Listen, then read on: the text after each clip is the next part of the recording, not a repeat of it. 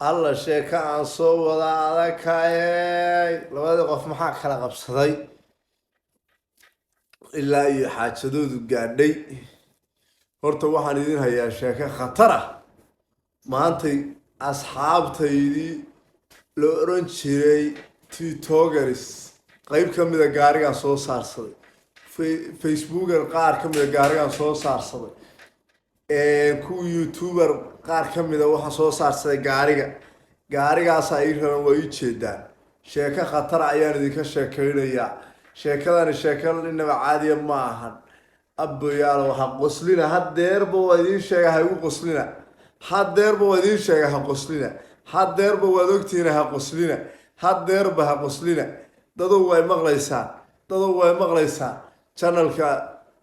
horta sheekadii waan idiin gelayaa. hadda ka hor ayaa waxaa jiray, waxaan idinka sheekeynayaa 3 sheeko ama 2 sheeko inta idinka gaadho.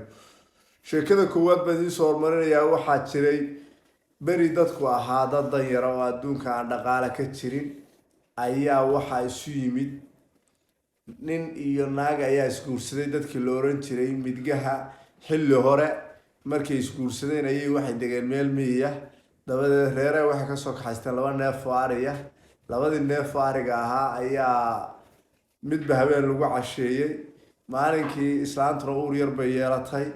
ninkii baa maalinkii dambe waxay tiri islaantii waree dhowradoo saryan iyo noodoon. saryanka waxay u yaqaaneen biciidka iyo dee magaranaysaa Uganda qaar ka mid ah. markaasuu yiri naheedhe wuxuu yiri xeradaan deganahay gubadkaan ka shidi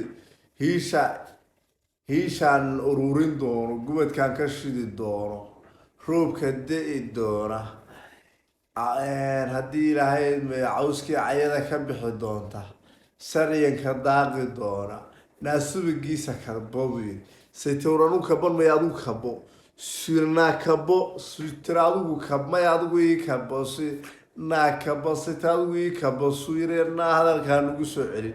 fallaad buu intuu isla kala jiiday buu ku sameeyey. naagtii halkaasay ku dhimatay. sheekadaasi waa sheeko khatara bay ahayd. waa soomaalidu waxay isku hayaan waa waxaa subagiisa kabo iyo kabanmayo. horta falowga tiktoka maanta waxaan idinka rabaa inaad gaarsiisaan 12,000. sidoo kale waxaan rabaa inaad raacdaan linkiga youtube-ka u yaala tiktoka oo aad halkaas asagana gaarsiisaan 2,000. sidoo kale facebook page-ka waa inaad gaarsiisaan asagana 1,000 ama 2,000 maantay. hadeer bay la socdo saaxiibow. sheekadii kale ayaan idiin